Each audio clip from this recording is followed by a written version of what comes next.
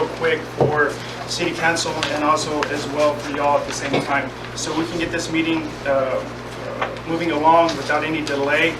Please keep your comments to yourself, okay, and no personal attacks, okay? So it goes for the City Council. I know you may have your disagreements with certain members of City Council. However, it's not fair for them and it's not fair for the people that are speaking as well, okay? Last thing I want to do is, go forward with anything I need to do, okay? So out of respect for, on either side, let's keep it very civil so we can get this moving along. Thank you.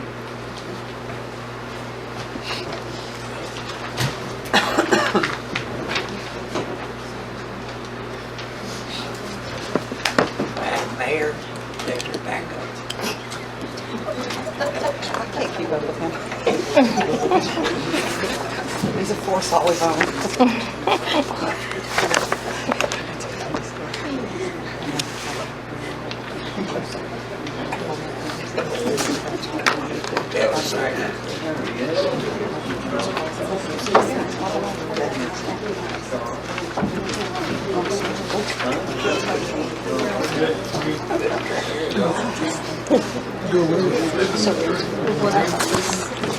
Okay, at 6:30, we're going to call the meeting to order.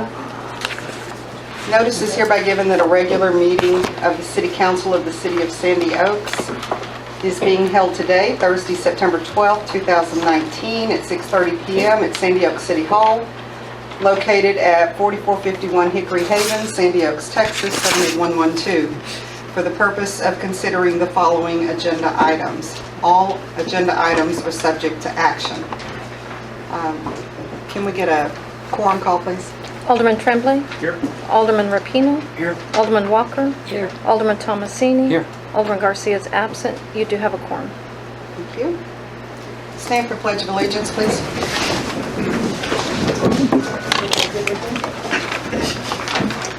I pledge allegiance to the flag of the United States of America and to the republic for which it stands, one nation, under God, indivisible, with liberty and justice for all.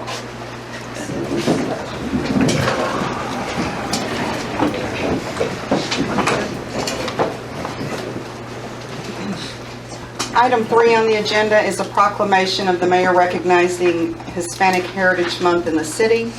I'll read the proclamation first.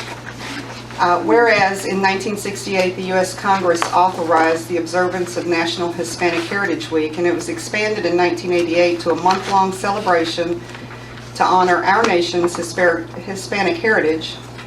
And whereas during the month, America celebrates the traditions, ancestry, and unique experiences of those who trace their roots to Spain, Mexico, the countries of Central and South America, and the Caribbean. And whereas Hispanic Americans have enriched the American way of life, and their commitment to family and community have helped unite us as a people. And whereas we recognize Hispanic Americans who have served in the United States Armed Forces, earning distinguished military decorations for their courage and patriotism. And whereas the City of Sandy Oaks is proud to join communities across the United States in honoring Hispanic Americans whose leadership and achievements have significantly contributed to the progress of America. And whereas it is the diversity of our community that makes Sandy Oaks great, and we are proud of the many Hispanic Americans whose active involvement in our businesses, schools, churches, civic clubs, and local government is vital to our success. Now, therefore, I, Mickey Ball, Mayor of the City of Sandy Oaks, do hereby proclaim September 15th through October 15th, 2019 as National Hispanic Heritage Month, encouraging all Sandy Oaks residents to help celebrate our rich Hispanic heritage and culture, and recognize the important role of Hispanic people in creating and building our community and great nation. Passed and approved on the 12th day of September 2019.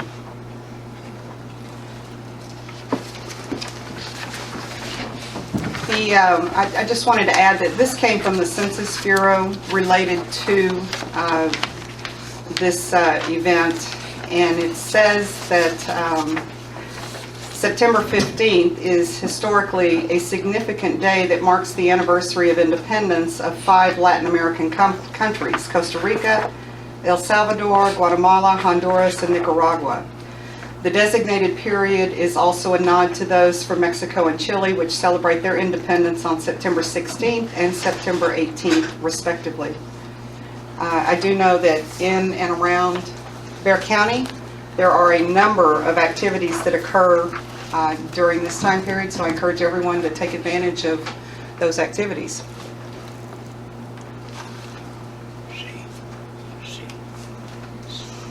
Item 4, recognition of donation of Texas flag by Alderman Thomas Rapino.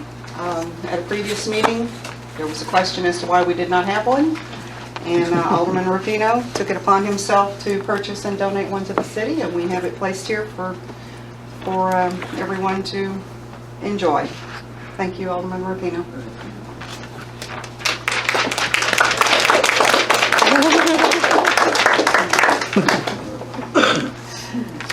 Okay, item 5, citizens to be heard. Please note that the Texas Open Meetings Act prohibits the City Council from responding, commenting, or discussing items or topics during this portion of the meeting that are not included on the agenda. The City Council appreciates hearing from our residents, and your thoughts and questions are valued. However, civility and a sense of decorum will be strictly followed. All speakers must address their comments to City Council. Speakers shall be courteous, and statements that are personally disrespectful or condescending to members of the City Council will not be permitted. This item will be open for up to 30 minutes with 3 minutes to each speaker. One person may speak on behalf of a group. Up to 3 persons may register on behalf of the group in order for the spokesman to be allotted up to 9 minutes to speak. If there are more than 10 speakers, each will be given 10 minutes. 2 minutes. Why do You I did always- it I want to give everybody. Okay, first up is Mr. San Miguel, and I'm not quite sure what it is that you wanted to speak about. I don't see him. Yes, sir. Well, I can't remember the name in front of me. I'm sorry? Okay, I was here during the meeting that you were talking about zoning and commercializing zoning or whatever. Okay, and you all are already getting a council together to implement your zoning. But how can you do that if you do not have a master plan? You have to have a master plan before you can do any zoning. The master plan to be implemented by an engineer. So how can you zone without a master plan? The council has taken no action on any zoning. I didn't understand a word you said, ma'am. The council has taken no action on any zoning. Okay, but the thing is, you're already voting on it. No, sir. That's not true.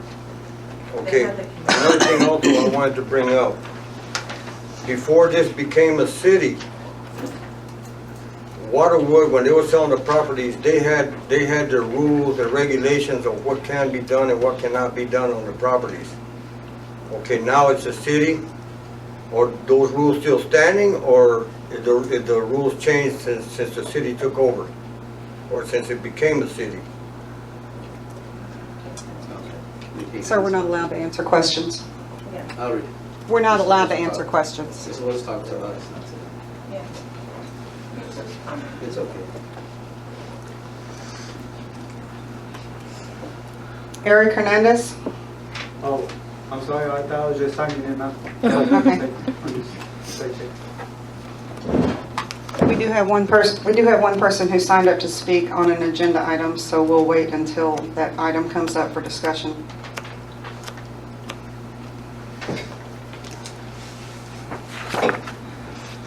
Item 6, financial and budget report. The income and expenses will be reported by City Clerk Catherine Yelton, and possible discussion. So we had a beginning balance as of August 1st, 2019 of $417,459.41. Use your microphone, please. Oh, I forgot. I thought I was speaking. Did y'all hear that first part? Start over. As of August 1st, 2019, we had a beginning balance of $417,459.41. Checks and payments totaling $31,806.54. Deposits and credits of $51,136 even. That was a total cleared transactions of $19,329.46.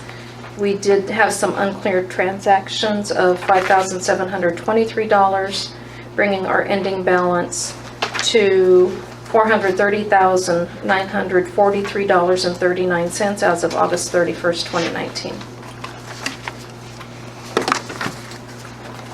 Is there any discussion among the council on that?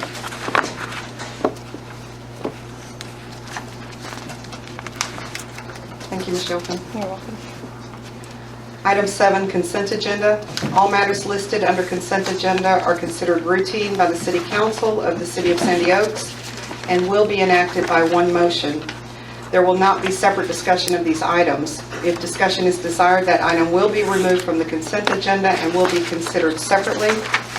We have 6 items on the agenda. First one is approve the minutes from the August 8th regular City Council meeting. Number 2, approve minutes from the August 22nd regular council meeting. Number 3, approve minutes from the August 28th budget hearing and special City Council meeting. Number 4, approve the June 2019 invoice number 1213 from Casan and Ortiz, not to exceed $4,515.80. Item 5, approve request for payment from Judge Linda Molina not to exceed $1,425. And item 6, approve striking the second recital of Resolution 2019-105 regarding establishment of police crime fund to correct an error referencing street maintenance fund. Can we have phones turned off, please?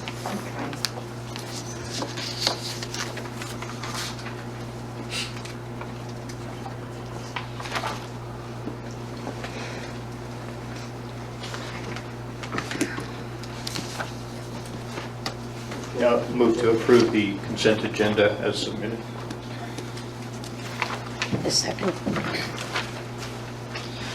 We have a motion by Alderman Tremblay to approve the consent agenda as presented and a second by Alderman Walker. All in favor say aye. Aye. Opposed? The motion carries.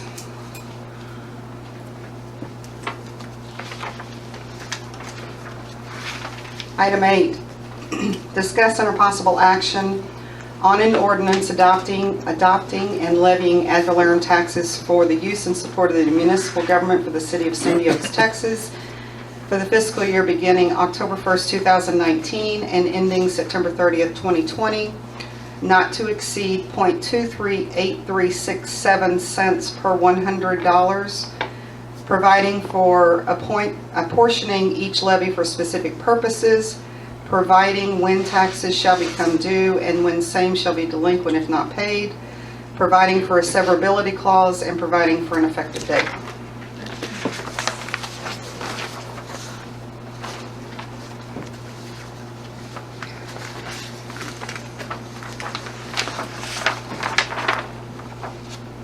Okay, as this tax rate reflects the budget that we approved, I move that we approve the ordinance adopting ad valorem taxes as submitted. Item 8A under administration.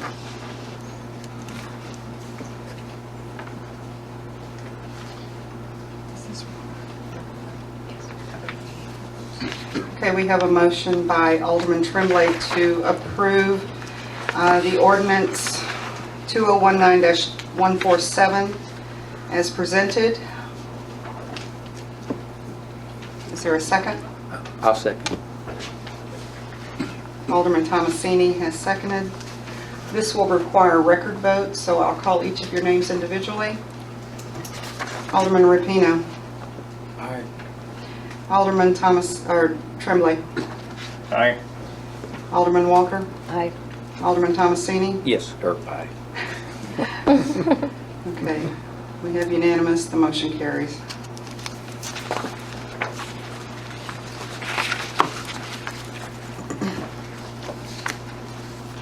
We have guests. I don't know if you wanted to jump down to 8F on that page. Okay. We do have some guests that are here, so we will move to them so they don't have to stay throughout the whole meeting. 8F is discussing or possible action on quotes received for outdoor security cameras. I will ask Louis, and I'm going to try it, Jaskina, is that correct? Yes, ma'am. Woo. So I'm going to let, between you and the marshal, because this is a project the two of you have been working on, I'll let the two of you address the council on what we're proposing here. Nikki, they have a proposal too. I'm sorry? They have a proposal too. Computer Express Solutions. I know. Oh, okay. Right. Well, we can only do one at a time. Group. No. And we do have two presenters this evening, but I'll let you go first.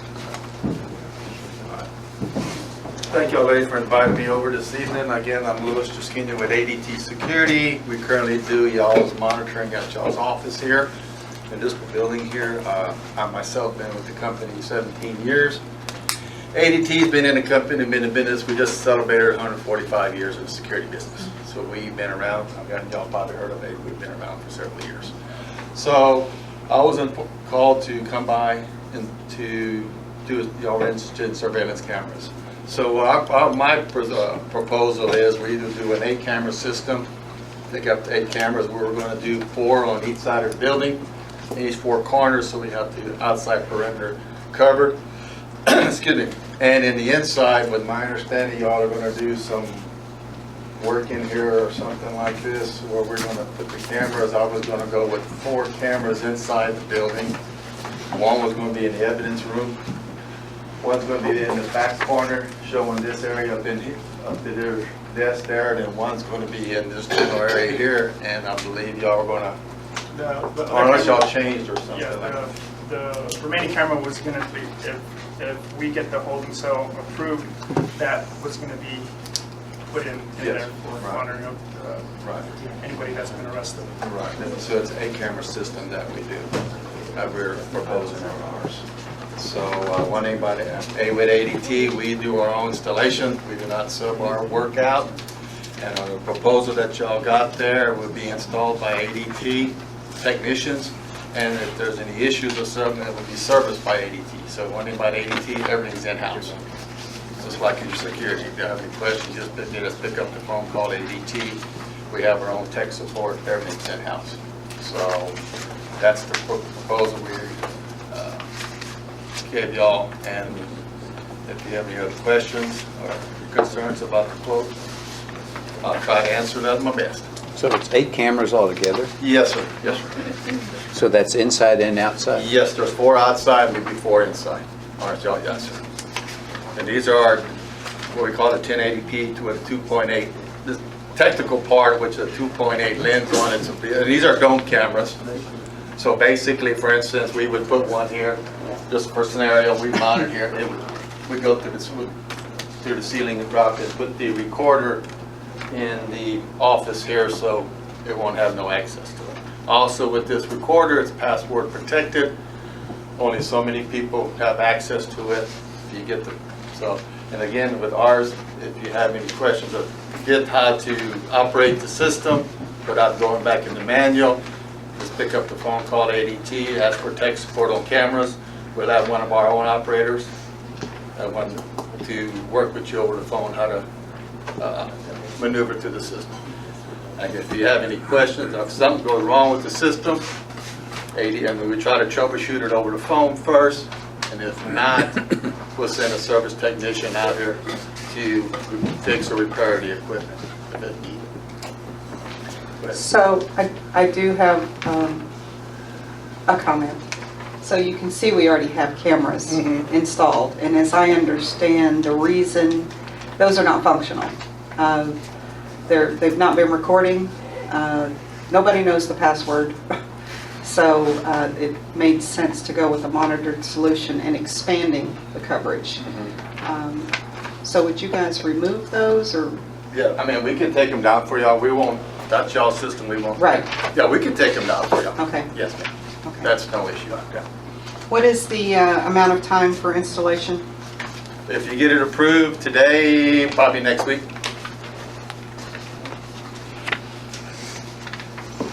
It'll take about a day to do this. Okay. And are the cameras monitored by ADT? No, ma'am, they're monitored by y'all's only. Okay, Yes, just like I said, we just do the alarm system. okay, The cameras are mainly for y'all. okay. So if y'all have, wait, yes. No, no, no. No, they're for y'all, for y'all's only view. What is the size of the recorder? It's a 2 terabyte hard drive. So what happens is on the hard drive is once it starts get full on the hard drive, it starts dumping the old footage, and there's no retrieval on the once it's deleted. So my experience with this, if you had an incident, you'll know within the next day or something like that. Again, if you forgot how to go, this is a very user-friendly. It's not a computer-based. It's a NVR. And these cameras are high-definition IP cameras. They're not analog. And so basically, you just play back on that. So you can save a particular file. Yes, well, you can, if you see an incident in there, what you can go into the search mode. You can get your time that you send, like from 10 in the morning till 10:15. You can put your time in there. It goes straight to there. You see the evidence. Clip it to a USB thumb drive or USB thumb drive. Clip it up there and give it to authorities. What are we using for monitors? Are we using our computers? I mean, like I was telling Catherine the other day when I was here, we can supply you, that's all you need is a regular computer monitor. I mean, we can supply you one, or a lot of people have regular computers monitor, that's all we would need is for y'all. I mean, I could supply you one, but a lot of people get their own. But you can log into the server from, say, a desktop? Yes, with Okay. If you need service, is there a charge? Sir? Is there a service charge should there be a fault and somebody would have to come out and correct? No, there is no. Two things, with normal wear is covered under, as you see, there's a monthly fee on it, which is, that's covered if something would go wrong with the cameras or the equipment that we install. Like if you try to troubleshoot it over the phone, we can't, get the person here to operate. The service tech comes out. There's trip charge, labor, material, all is covered. But two things are not: Mother Nature and vandalism. So if somebody goes outside and breaks, or takes it or vandalizes it, of course, you have to get your insurance for somebody involved. But normal wear, yes, sir. That's covered. So what's the monthly service charge for it? The maintenance plan on the system, service plan on the system. Like a How long monthly does the warranty. system hold storage? On the 8-camera system, 2 terabytes, and how we can adjust the cameras, you probably got a week and a half of recording. It starts dumping the footage. I would strongly suggest in getting the recorder is instead of plugging it straight into the wall, from my experience from different businesses, get your battery pack. Because what happens if they kill the power outside the building, there's no video. Sir? Enough system. Get a battery pack, and a lot of people do it. Because this has happened, crooks are getting smart. They kill the power, they kill everything, but you get the battery pack, you still record it. Yes, ma'am. Is there audio on those cameras? No. State law, Texas state law is, we kind of stay away from that. You're kind of walking on eggshells. Yeah.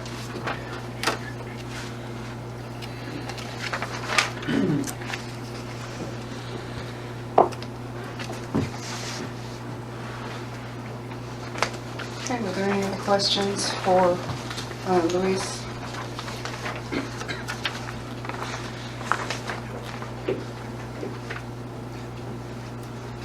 And this will be on the agreement that once we sign, this is a 3-year agreement that we have. So if you fulfill the 3 years, like I said, your equipment's covered for 3 years. And if you want to cancel the service plan with us, you just write ADT, hey, I want to cancel my monthly service. If not, it goes month to month after that.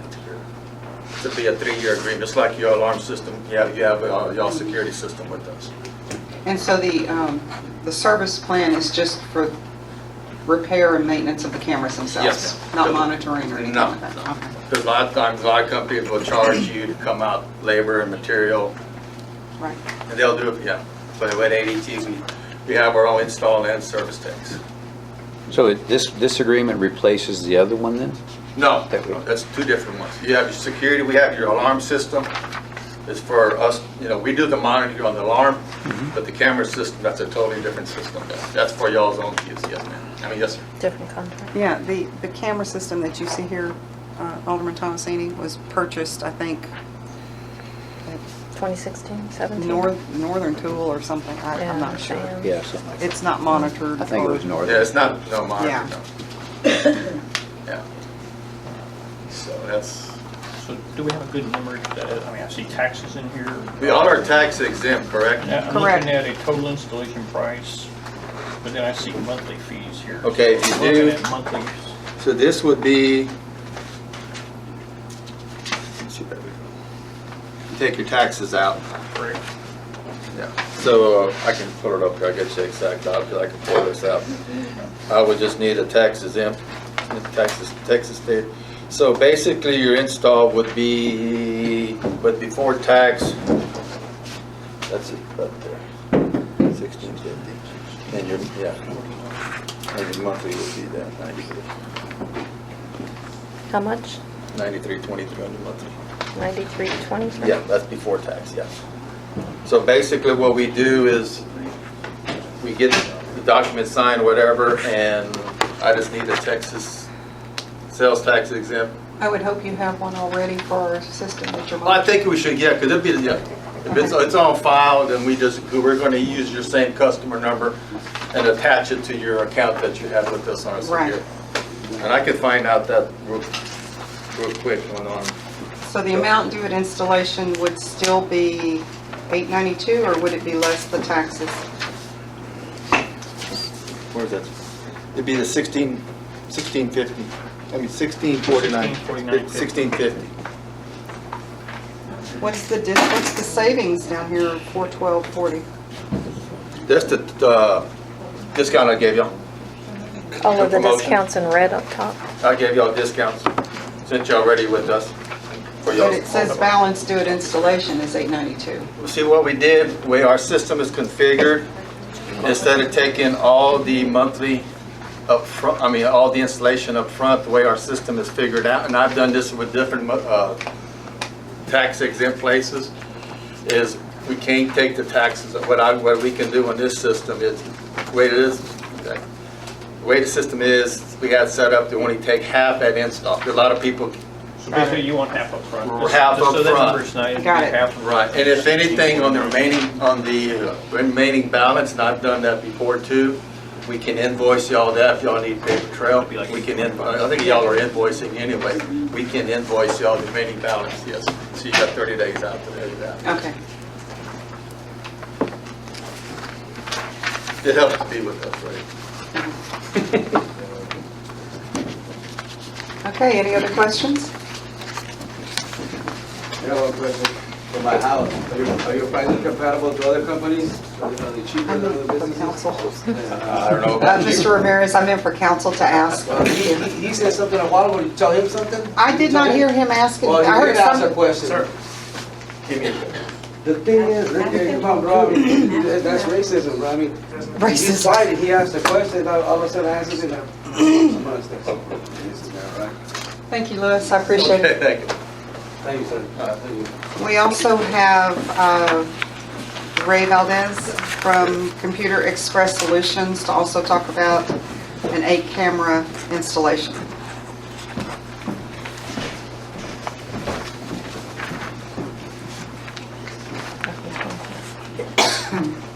Hello, hi, my name is Jerry. I'm from Computer Express Solution. We also have a 8-camera system. It's 4K. The cameras that we use are 4K. You're familiar with the quality of 4K is better than 1080p. The NVR that we use is a Hikvision. We use a 10 terabyte hard drive. You can store video, high quality, 4 weeks, which is about a month. And it's expandable to add 3 more hard drives inside the NVR, so we can expand it more and make it much bigger on holding capacity of the video.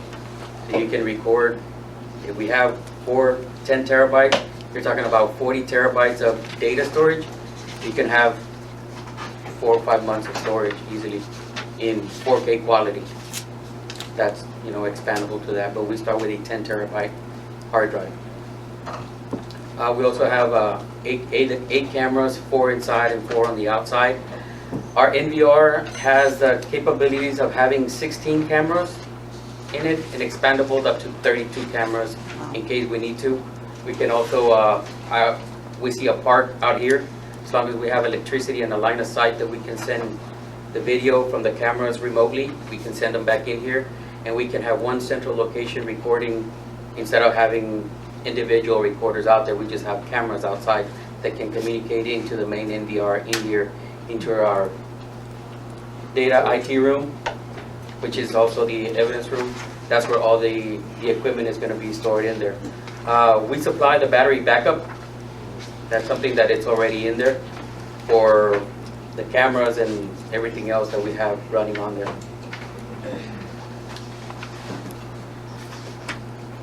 Any questions? Yours record audio? No, we don't record audio, Oh. but we can. But I don't know if something that we can. I mean, we can. Well, I add here. don't know that we need to record audio more than we need two-way audio, like on the outside cameras. If the camera's out there and somebody's inside.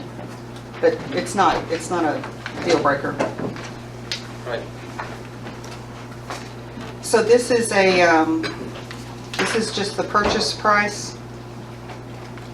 Yes. What kind of warranty comes with the equipment? 3-year years? warranty. Okay. 3 years. Oh, the installations right here.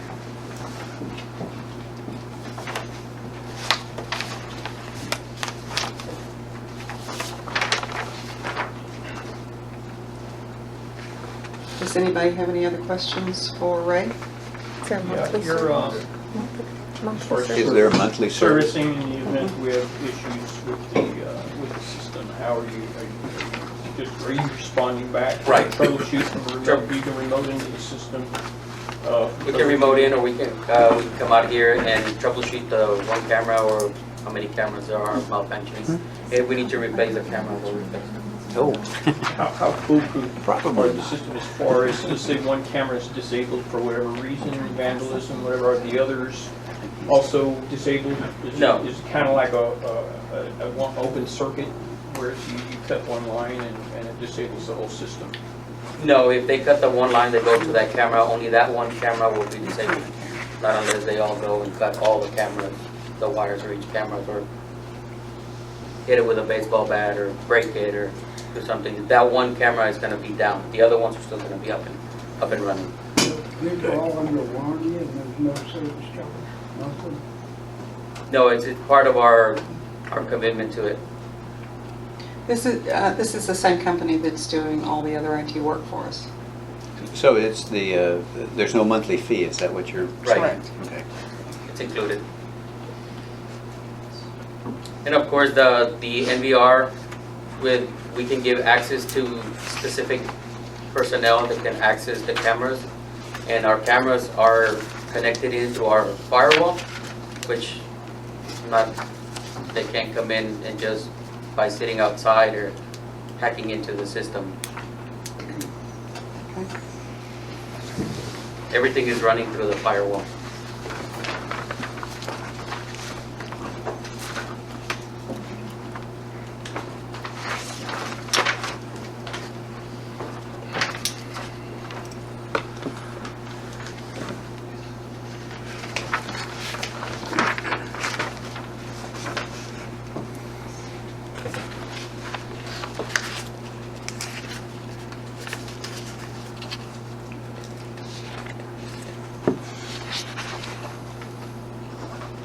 Any other questions for Ray? Okay, thank you very much. Thank you. Thank you, you will. So I was calculating out the price difference here between the two.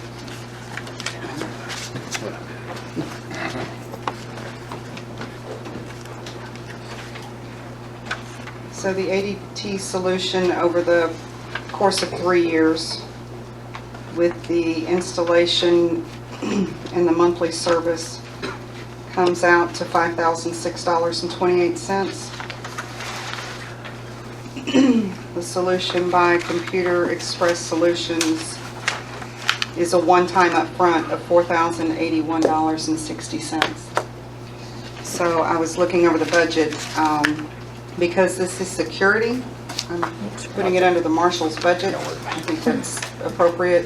It's for the court. The more important part is the court and the marshal's office in the evidence room. And we have sufficient money in that budget line to go ahead and take care of either a one-time or a monthly, whichever you guys decide.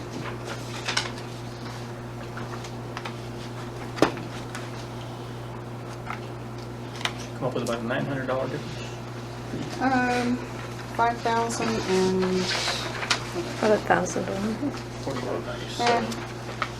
yeah, about $950 over the course of 3 years. I mean, one's a one-time upfront.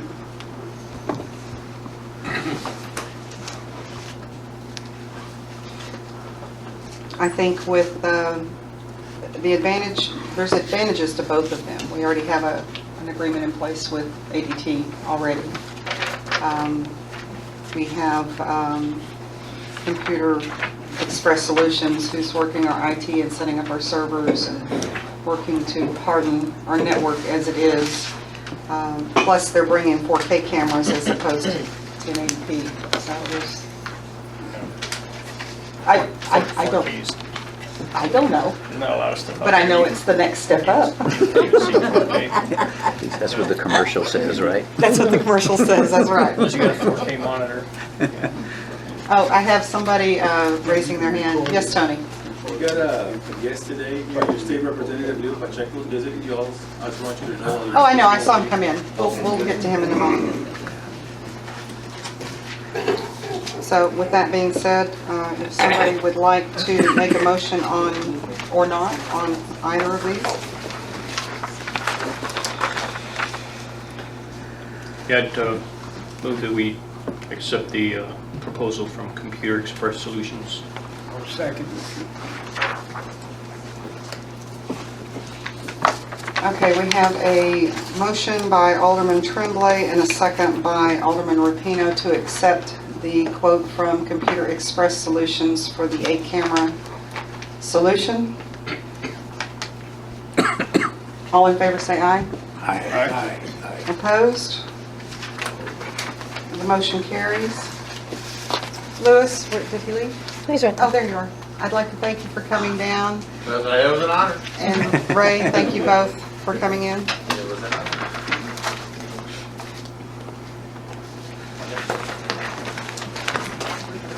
Real quick, I wanted to add, I understand that some citizens want to know a little bit more on the security here.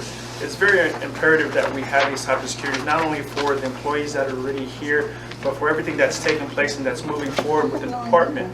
Not only evidence, employee safety, as we move forward and make an arrest, we're having those individuals need to be monitored as well in the surrounding of this building.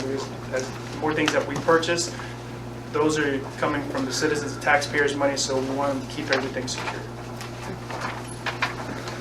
So before we move on, I just want to recognize our state representative from District 118, Mr. Leo Pacheco. Thank you for coming. I would also, I don't know what your schedule is or how long you plan to stay, but if you'd like to stay after the meeting and meet with residents, that would be fabulous. All right, Thank you.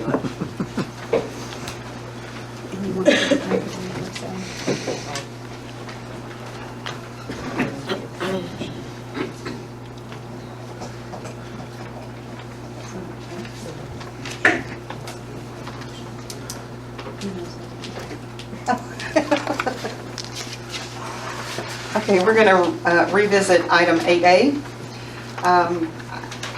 Alderman Tremblay, since you made the motion, could I ask that you recall that motion? Motion Maybe just change something. first request to reconsider. So Reconsider. the motion needs to be reworded. That was made to adopt the tax rate. So I'm requesting the council reconsider item 8A, vote on that, and then reword the motion. And I recommend that motion. Recall it. Recall the motion. Reconsider. Madam Mayor, at this time I'd like to reconsider the motion on item 8A. Okay, the motion will be reconsidered. And a second. And, Second. I'm sorry, and the second, thank you. And a vote, which does not need to be recorded Does not need to be. for the reconsideration. Okay, so we need all in favor to say aye on reconsideration? Aye. Opposed? Okay, that motion carries.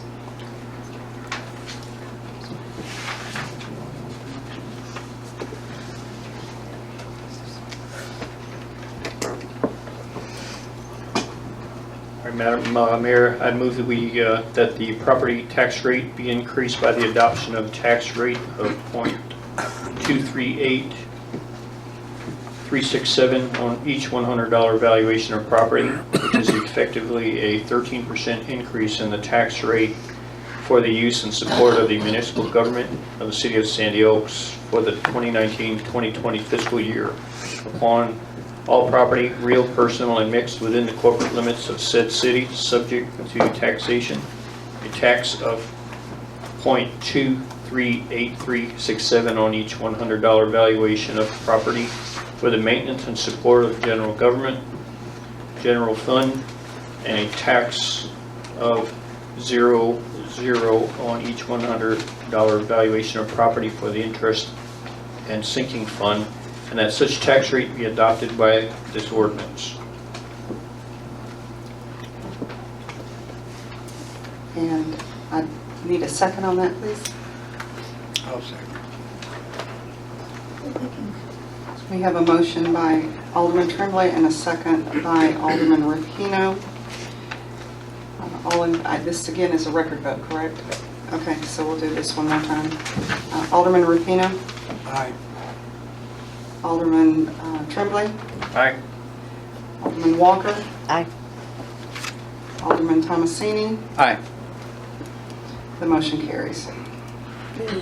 Okay.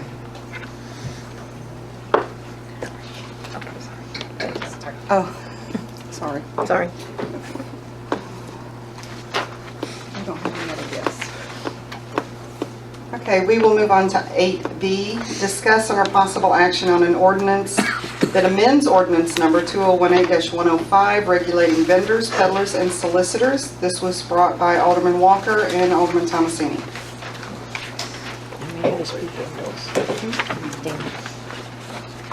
Do you want to hear it beforehand? And we do have a guest who has signed up to speak on this topic. I don't know. Damon Gibbs from Shops at Sandy Oaks. Yes, so I'm just trying to get clear with the vendors there. So, you know, the Shops at Sandy Oaks, we abide by all the rules over there. We have fire inspection, we have health inspectors coming out there, we have all that. And then for a vendor to be able to come post up on the corner and not pay no city taxes, no Texas comptroller, not contribute nothing back, and have a conflicting business with the businesses that are there that are paying all these bills, I just don't feel like it's right. So I asked the city to keep that in consideration when y'all give these license for vendors who are gonna come out there and, you know, I want to do the same thing. We didn't want to have to spend all that money getting right over there and putting up all the space to make it suitable for businesses. I want to just stand on the corner too and do it, you know, simple and keep all the money for myself. But that's not the way that it works, and that's not, you know, it takes, you know, everything has to go round and round. So you have to pay your taxes. You have to do it right. And I don't feel that them vendors that are getting out there are, you know, it's not fair for me and for the shops. So I just like to, you know, have y'all keep that in consideration whenever these people do come up and you know, I'm not opposed to having vendors there. It's cool to go by to see somebody out there selling blankets and selling flags and stuff like that. But when you got somebody selling eggs in the morning and raspas out there all day and it's conflicting with a business that we're paying taxes to the city for, and they get this, you know, it's just not right. You know what I mean? So I'd like to see that gets regulated a little bit better, so we know who's out there and what they're doing. Thank you, sir. Okay, I'll turn this over to Alderman Walker and Alderman Thomasini. Okay, this is regarding an amendment to ordinance 2019, 2018, 105? It's supposed to be 19. No, wait. Yes, it's 19. 2019. It might be 105. 18. It might be 18. It's an ordinance of the City of Sandy Oaks, Texas, amending number 2018-105, regulating vendors, peddlers, and solicitors, providing for the repeal of conflicting ordinances, providing for severability, and providing an effective date.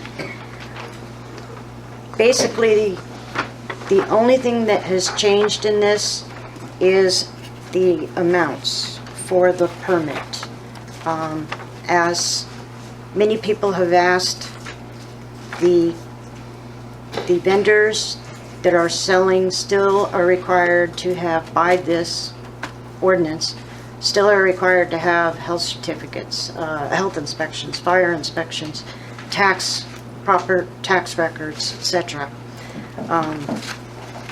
The only thing that is changing is sections F, Article 1, Section F.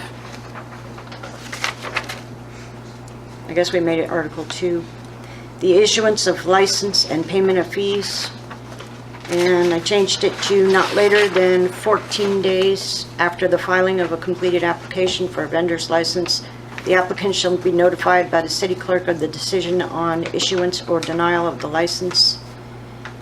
And the license fee has been changed from $1,800 per year to $150 for such a license. And the reason being that most cities that I investigated, the highest fee was $350. And that those higher cities included the health inspection, the fire inspection. We don't include that. Vendors are required to do that on their own and prove to the city they've done it. The other change was to Section J, temporary vending license for special events. It was originally $60. I changed it to $15. They still have to have all the other items specified in the ordinance. The reason I changed it is we have very few special events, and when we do, chances are these vendors are going to be helping the city. Chances are, if we have a special event, it will be something that the city is organizing. Those are the only changes in this.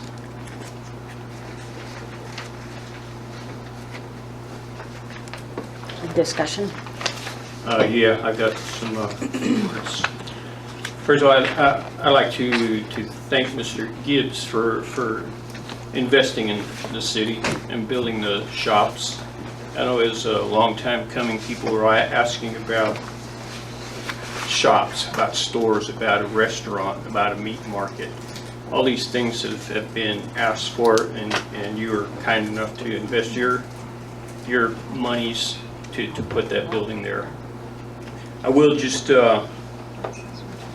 give some examples of what some other cities do charge. San Antonio does charge $300 for the print, but they also charge a 3% surcharge on all their sales. So it's not just $300, there's more to it. And so if you've got trucks that are out there operating 2, 4, 6, 8 days, 10 days a month, they're generating revenue for the city of San Antonio on top of that $300 permit. They do offer daily temporary permits, and they charge $33 a day.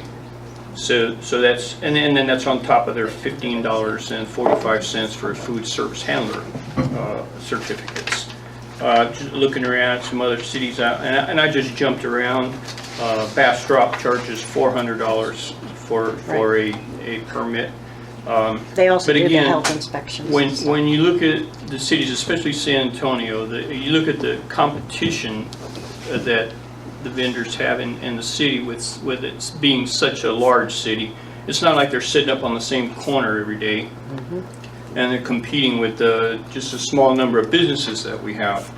I know we had a snack shop at the shops, and they weren't able to survive. They ended up having to close down. And I know the other businesses there are struggling, and I think we owe it to those businesses to support them. I for one, could not support lowering this fee to $150. I'll give you an example of what the tax revenue is that these businesses pay. Damon, I'm gonna put it out there. I mean, I know what you pay. It's public information. For sure. He's paying a total of $21,200 a year in taxes. Of that, he gives $1,900 to the city. Okay. The J&F Smokehouse pays $5,300 a year in taxes. They pay $476 directly to the city. So, the Valero, and I don't know what the Valero, how they feel about any of the business, but they give the city they pay a total of $20,000 in taxes. Of that, they give $1,800 to the city. The Dollar General, $37,000 in taxes they pay. Of that, $3,300 comes to the city. So you see the revenue that the businesses that have invested in the city to put up building structures, they also supply, besides providing income, they also providing jobs. They're giving some people that live here, they're giving them jobs. So for me, for us to support street vendors at this time, we need to concentrate on supporting our businesses and making them successful. I, for one, would not support lowering a fee which we originally, I think the whole idea on the initial price for these vendors was that intention, I know it was mine, was to endorse businesses that are here. So there's no way I'd support $150.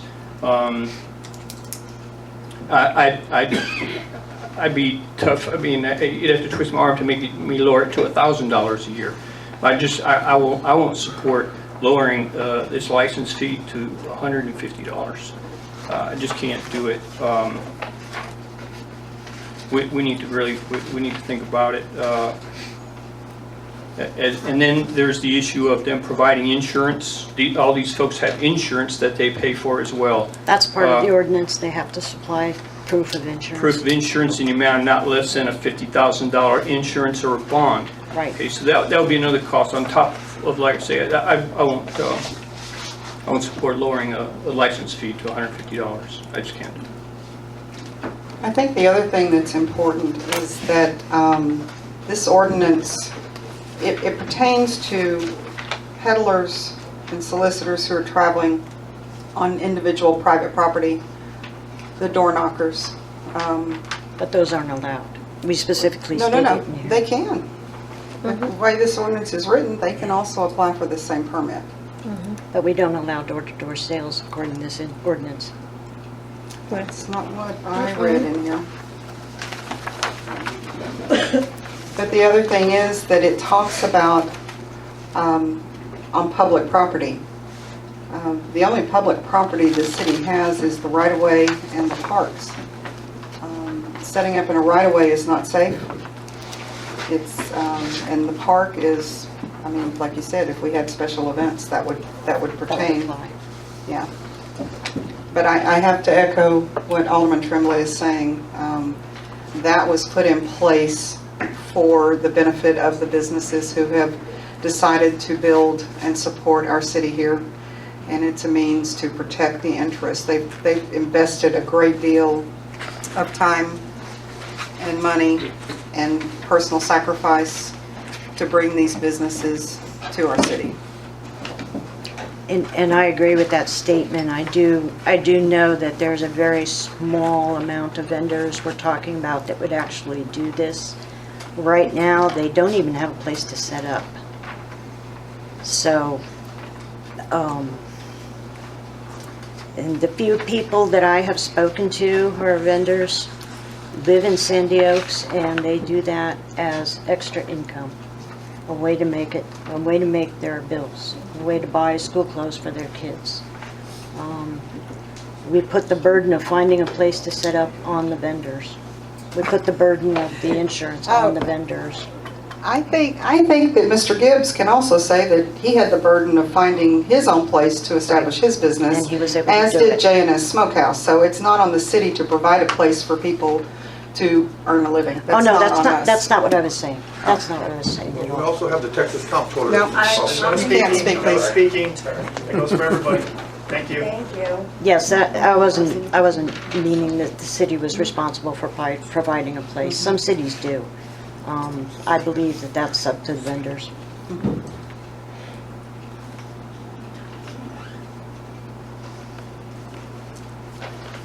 Is there any more discussion or recommendations? Will we be getting tax revenue from these vendors? Yes. How would we? They are required to explain how that works. So according to the state comptroller, if you operate a business, you have to file for a sales tax certificate. They notify the city, I think we get a monthly report from them on all new enterprises that are starting up, and we have an option at that time to ensure that, because we're kind of grouped in with Elmendorf and some unincorporated areas, other businesses show up on that list. We can contest if they have it mapping incorrectly to a different entity, but for the most part, it's up to the business to report their taxes accurately to the state comptroller based on whatever scheduling guidelines they're given. And then when they make those deposits with the state comptroller, in turn, our fair share, the city's fair share, comes back to us through an automatic deposit.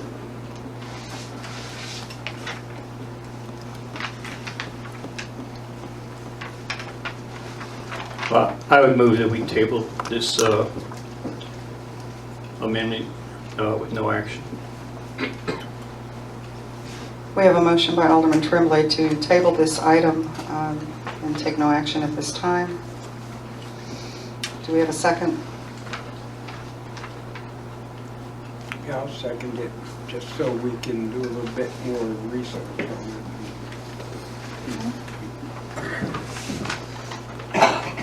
We have a motion and a second by Alderman Rapino. All in favor say aye. Aye. Aye. Opposed? Aye. No. The motion carries. We knew what you meant.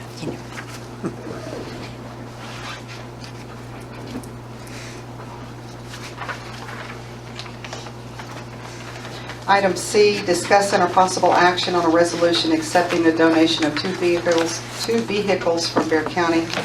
I think Catherine has given each of you some pictures and some specs. I was in contact with Bexar County Fleet back in November or December of last year and just kind of let it be known that we may be looking for some vehicles. Mayor, I didn't give them specs, so you might want to let them know. Oh, that's okay. I'll go Sorry. over it. And so I did get a phone call. At that time, they had not gone through their surplus declaration. But as soon as they did, they reached out to me to let me know that they had some vehicles available. I sent Alderman Tremblay and our Public Works guy, Chris, down to take a look at the vehicles, and there were two that they were able to determine would be of good use here. One is and Chris, this is a crew cab, not a king cab. It's a crew cab pickup truck. It is a F-150. It is also... Catherine? In that here we small go. print? Yeah, I know. I'm blind. It's an F-150. It has 138,118 miles on it, but it was a supervisor's vehicle, so it didn't get out in the trenches much, and apparently it's in very good order. We may need to put some tires on one or both of these vehicles. Pretty good checks. So we have requested from Bexar County, we've let them know that we would be interested in obtaining this vehicle from them. They also had another vehicle that is a 2014 Chevy Tahoe. It has 125,772 miles on it. This one, if I'm not mistaken, this is the one that they're going to replace the back seat because it had been pulled out. They use this vehicle to transport prisoners to court. To court, yes. So it had a cage in the back. They do have other interiors. They were willing to put seats in it. Got it. If we told them we wanted it, which I guess we told them we did. So Yeah, we did tell as far as them. I know, they're putting seats in it. And so the purpose of that particular vehicle would be for basically general administrative. So instead of Catherine having to drive her personal vehicle, submit a request to be reimbursed for mileage, this would be available for the runs to the bank and the post office, or running into town for whatever things need to be done. If somebody's going to a training class, they can drive that instead of their personal vehicle. So it'll be more cost effective to us to have that vehicle available. Again, it may need tires on it.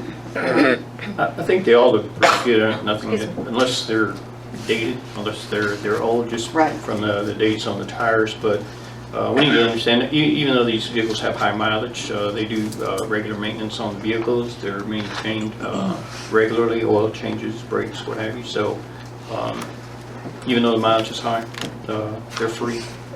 They are free. Well, did you get information on the insurance coverage? What the insurance would be on those? No, not yet. Okay. Usually they just, because when we added the Impala, they just add it to our vehicles. They never tell me like what's the increase. Don't we have like just a total liability limit with the TML as far as Yeah. coverage for everything? Right. Like a package? So we just add it let them to know it. we have There's them. really no Right. difference in price.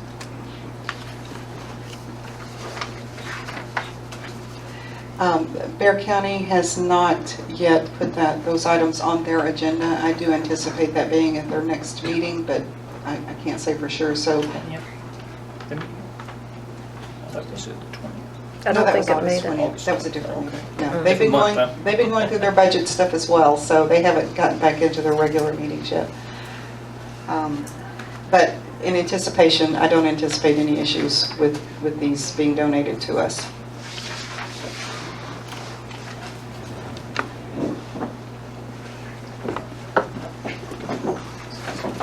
Would someone like All to right, make a motion? I'll move that we approve a resolution accepting donation of 2 vehicles from Bear County, subject to the county commissioner's approval. Thank you.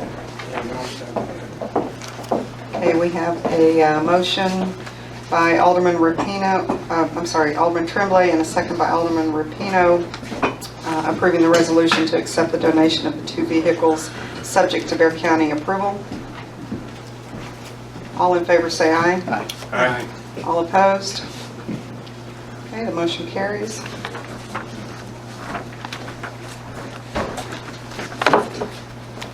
Item 8D, discuss and possible action on the preparation of information materials for the November 2019 bond election.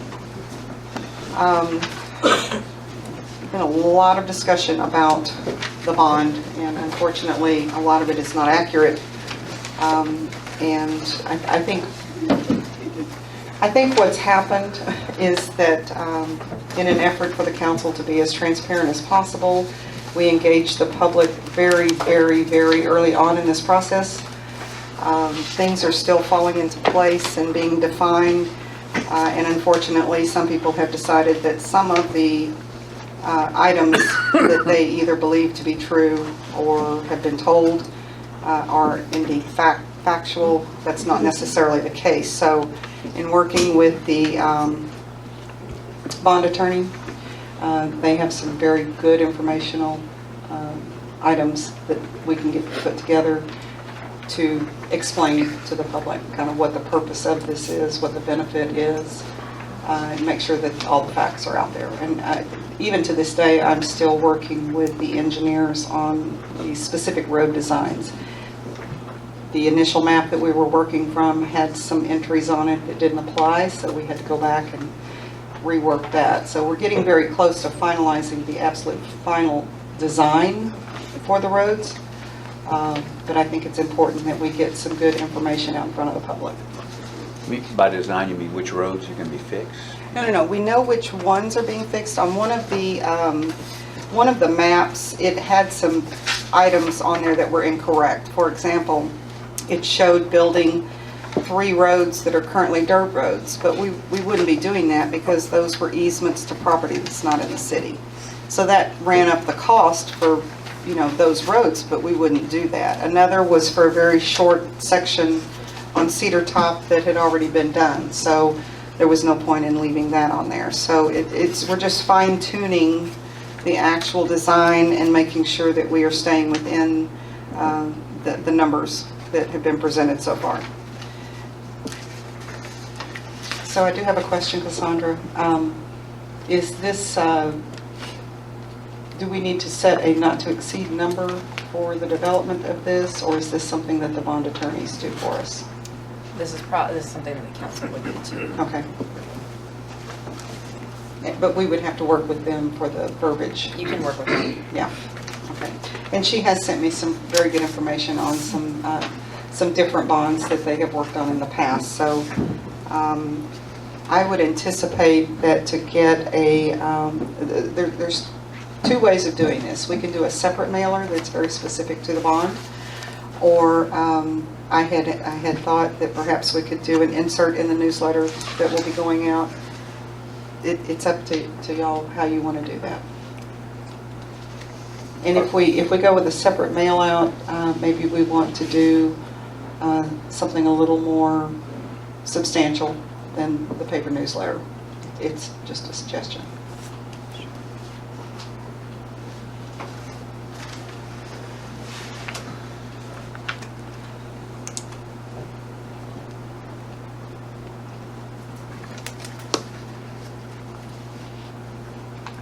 Well, if it's something that we have to talk to about the bond attorneys, I mean, can we decide that now? Or I'm sorry, ask again? if it is something that we have to talk about with the bond attorneys, can we decide that now, or do we have to decide that now? Well, if you remember from the council perspective, anyone who is on the council, elected, working for the council, involved in the city government at all, cannot advocate either for or against the bond. So we have to be very careful with what words and what message we're putting out there, and everything needs to be cleared through the bond attorney. So that's the whole part. We can put together what we want, then we send it to them, they review it for any red flags, and then we tweak it from there. So that's when I say with the bond attorney, it's just a matter of engaging them to make sure that the message is correct. So you're just saying put out an informational paper. Exactly. Whether it be a flyer, a two-sided flyer, or a separate mail, however you want to do Yeah, that. I think getting with the bond lawyers, those folks, I thought, the way I understood it, they were going to meet with the public. I would think they would do an informational type letter. If we do a letter, whether we put it out on our website and mailer or what have you, we're in essence, we're supporting the bond if we put anything out. No, that's not necessarily true. And as far as public sessions, Tony Saucedo is doing the master plan. We have 2 public sessions scheduled, and the intent is to have the bond addressed by Tony, and we can bring Rose and Mark in if they're available to kind of help with some of that discussion. Yeah, I think if there's an informational letter, brochure, or what have you on the bond, then it could be distributed at that time. Don't know that we can stand out on the street corner and hand them out. We can make them available. Right. And the message and the information will not be it will not be one of advocacy in any way. It's strictly factual, strictly why it's being set up this way, what the outcome is, et cetera, et cetera. So my understanding from the bond council is the city would prepare the informational material just outlining the facts of the bond or what the bond proceeds would pay for, and they would give the approval. Exactly. So they wouldn't prepare it themselves, so that's why this item would need to be approved by Yeah, and council. it's our bond, and it's our city, and it's our neighborhood and our community, so they don't know our community like we do, and that's the whole purpose. We need to generate the message on why this is an option that we're considering, and then have them review it and make sure that we have not violated anything before it gets published.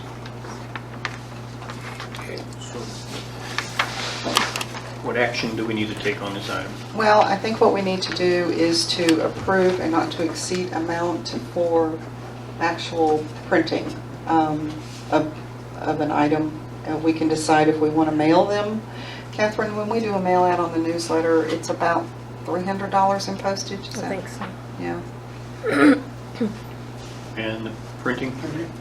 Well, it depends on how we want to do that. So if we want to do like a slick color, or you want to do just regular, and we can include pictures, there's a number of things, we can include tables and all kinds of information as long as it's factual, so it's not just printed. There's a lot that can go into that. One that bond counsel used as an example was I think a 36-page one, which had tables and pictures and what their bond would be, what that city's bond would be used for, and then the other one was 13 pages. So it was up to the I council. think that would be overkill. I think it would be I don't overkill. think the city needs that much information. It may. So per page, do we know what per page, if we did 4 pages, 2 pages front and back, so it would be. Again, it's gonna depend on what's on it. Are you Yeah, doing if it's- pictures, color, black and white? I don't think we need to do pictures. I think we just need to stick with the facts. We know what the total cost of the package is. We know what we're going to Or spend we could actually put on something repairs. together and get a cost of how much it would be to print and bring it back in 2 weeks for approval of what So was it would be good to get this out, say, by October 1st, give people time to.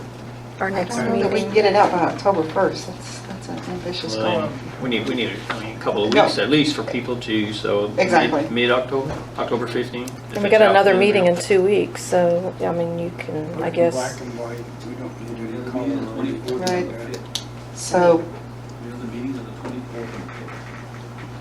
yeah, we have a public hearing on the 24th and October 5th. I don't know that we're going to have, we may have handouts there, but I don't know that we'll have a mail out ready by then. Well, we could have the information. I mean, it may not be like in a pretty mailer, but we can still have the information. Well, I think it's important that there be a single message, a concise message, and a factual message, and we do it one time. So I don't want to do something now and then that not be exactly what we probably should have said or should have done, and then change it up and perhaps need to do it again. I think we need some guidance from the bond attorney. So Okay. if we want to set a cost of not to exceed for informational materials, let's throw a number out, $2,000. That's what I was Not to thinking. exceed $2,000, and let's get with the bond folks and see what type of information we really need to include in this. Shouldn't be anything that remotely suggests for or against. It should just be, this is what the bond will do, this is the impact it'll have on the city financially, and let the people decide for themselves. Exactly. So the motion is to approve a cost not to exceed $2,000 for use in the preparation of informational materials for the November 2019 bond election. I'll second. Okay, we have a motion by Alderman Tremblay and a second by Alderman Rapino to approve the preparation of information materials for the bond election with a price not to exceed $2,000. All in favor say aye. Aye. Opposed? Motion carries. Just in addition, does council want to authorize either the mayor or city clerk to prepare material, or how is that Well, going to? once we get it back from the bond attorney, then we can From the approve bond it. attorney. I think what I'd like to ask of each of the members of the council is to perhaps drop me an email with what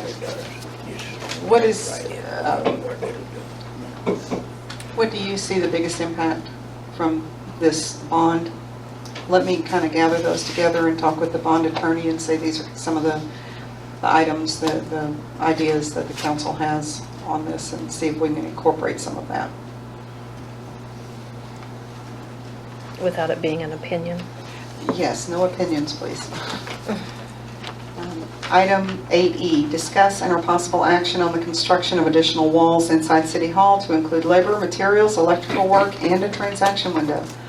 So we had this on our last council meeting, and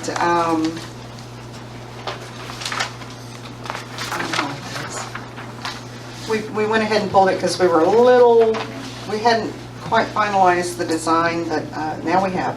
So I'm going to turn this over to Alderman Tremblay because he's worked very hard on this part.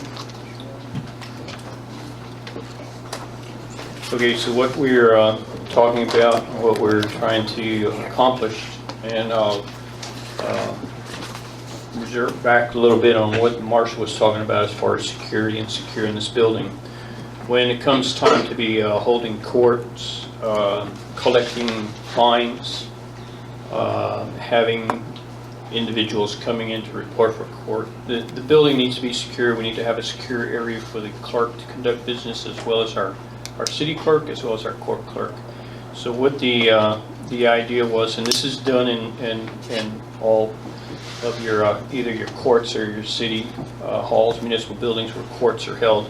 And what we're proposing is to put a wall just this side of where the main panel is, coming all the way across there, taking that little pony wall out.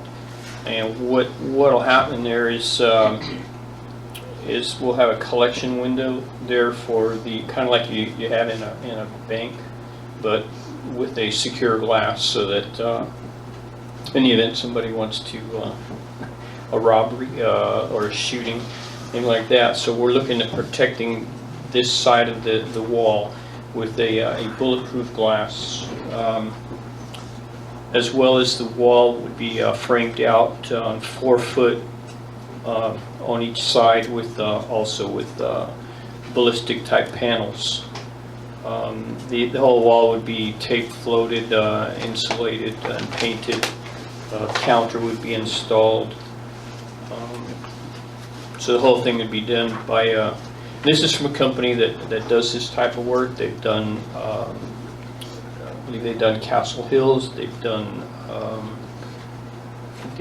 Selma's. They've done several cities around here.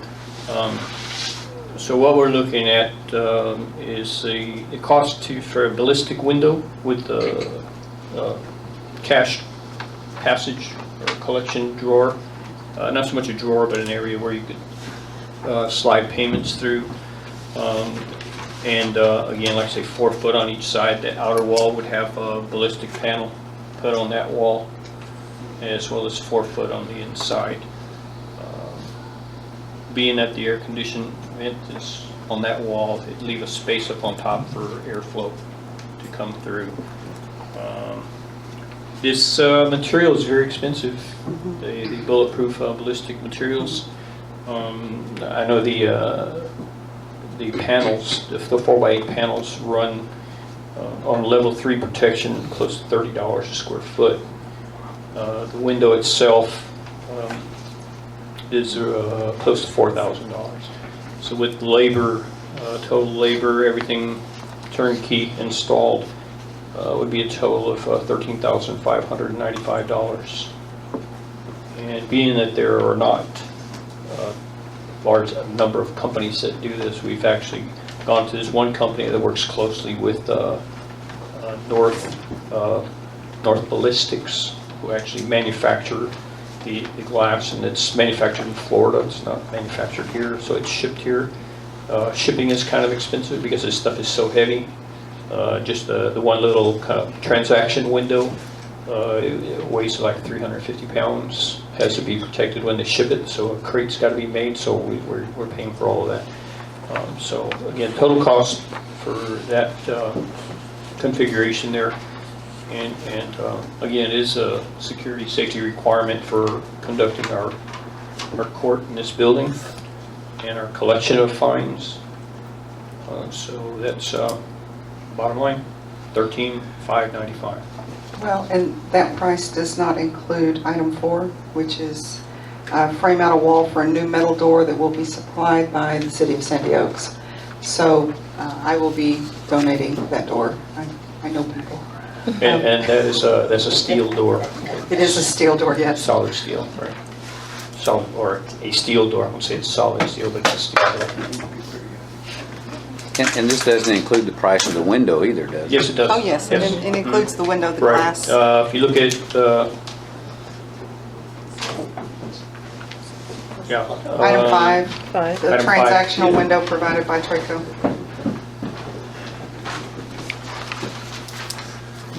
And the ballistic panels also provided by them. Yes. Yes, yes. Correct. And we do have, I found about, I think, 10, Pieces of tile? yeah, that should go there, be able to. Okay, well, they're saying they would get the closest color. If we have it, we can We have provide some. it. Right. Sure.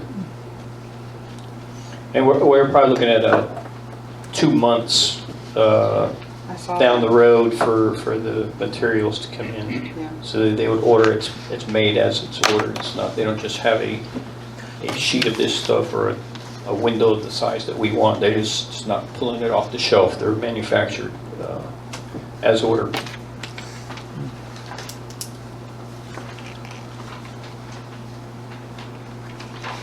We have funding in the municipal building budget right now to cover this fully.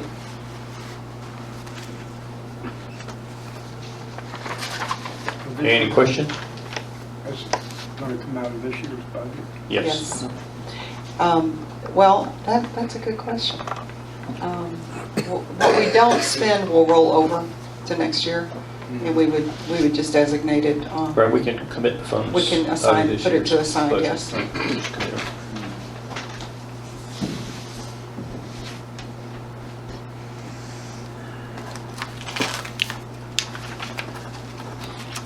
Are there any other questions on that?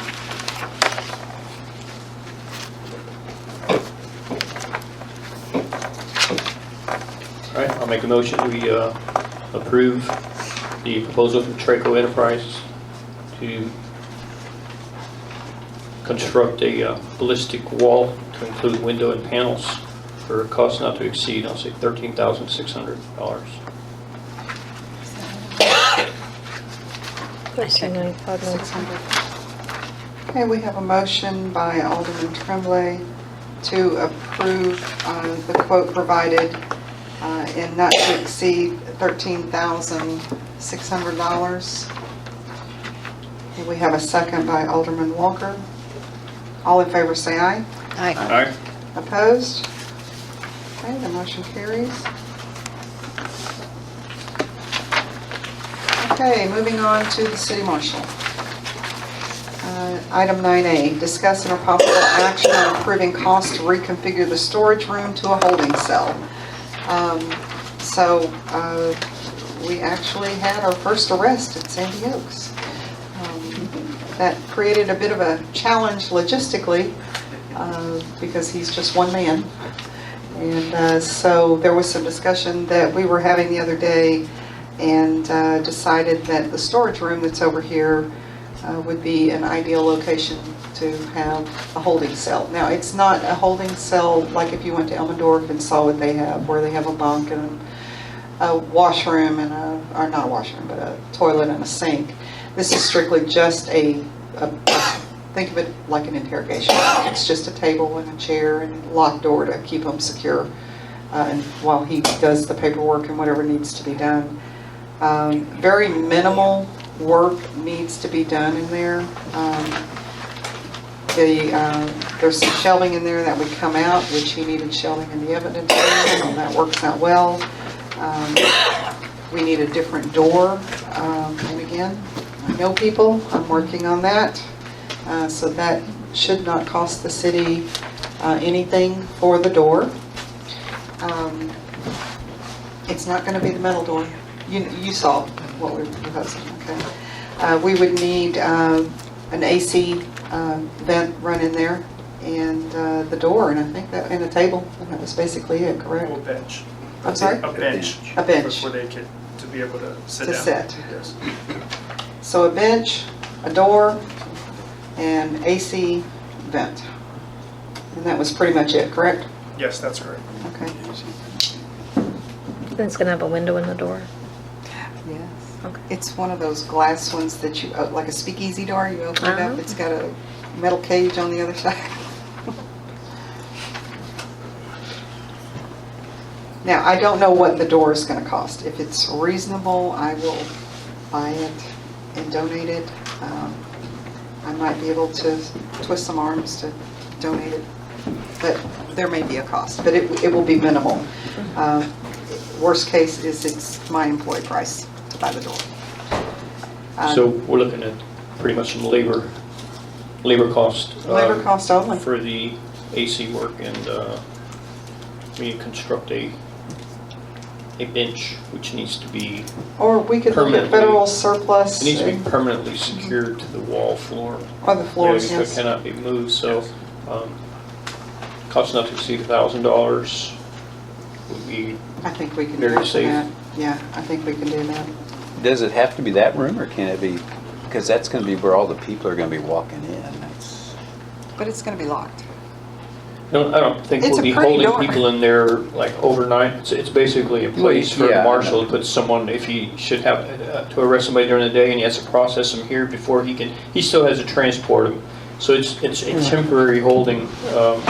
We should not have anyone sitting in there at 8 o'clock at night during our meeting. I don't think we would, That's what that'd be door would look unlikely. like. Obviously, yeah, I was just wondering, because that's where people are going to be walking in, and you're going to be hauling people out of there sometimes. So. obviously during my time, myself, I can't be two places at one time, so I can't be on the streets, so we need, obviously, security here, so Yeah. I'll be here. So I highly doubt that I'll be arresting somebody during city council, but things, You never know. you never know. So but at the end of the day, it's our responsibility as a police department to process them and to get them where they need to be without unnecessary delay or violation of their civil rights. So we need to temporarily put them somewhere here, because for me, if we could do something with Elmendorf, however, that delays the process and getting them where they need to be. So it just makes sense to have one here. Well, I wasn't arguing against one. I was just wondering if it should be that room. Yes. We really don't have any other options, because we have the court set up over there, and then there's a deputy coming in, and we have the evidence room. I mean, that's it. So maybe next year we need to plan on something else. Worst case scenario, we could still utilize Elmendorf if what we have doesn't suffice for the night or whatever, or no? You'll just work late? Could we just get a pole and just handcuff them to the pole while you're doing what you need to do? I wish it was that easy, but it's not. So, I make a motion that we approve cost not to exceed $1,000 used to reconfigure storage room to a holding cell. We have a motion by Alderman Tremblay to approve cost to reconfigure the storage room for a holding cell with a price not to exceed $1,000. Do we have a second? I'll second. Alderman Reno seconds. All in favor say aye. Aye. Opposed? Okay, the motion carries. There went my storage room. Yes. Can I oppose? You need to find some cabinets or something to put your stuff out. Okay, another item for the city marshal is again from Computer Express Solutions. If you remember, we did approve their initial contract. However, there was one item that until they got in and actually got to take a look at how things were going to be set up, created a little bit of a challenge, and that had to do with the server rack. Is that correct? So the walls in this building, surprise, surprise, are not substantial enough to support the server rack, so we had to go with a different solution. And am I correct? Okay, there it is. It's an OmniMount XS18U server rack enclosure for $1,099.95. The other items that are on this invoice that are crossed out, we'd already approved and have been received.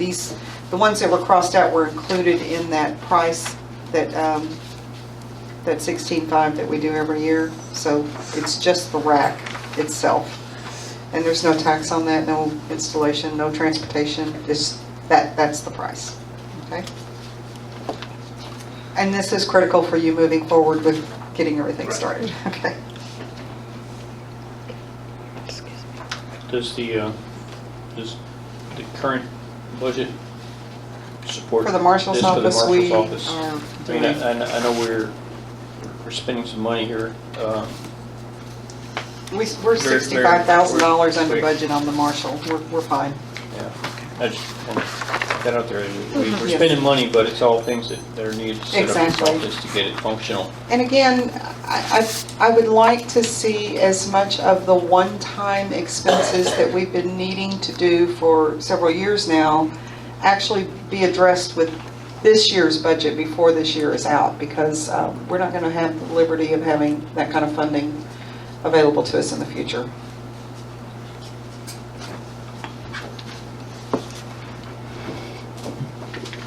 So with that, I would entertain a motion.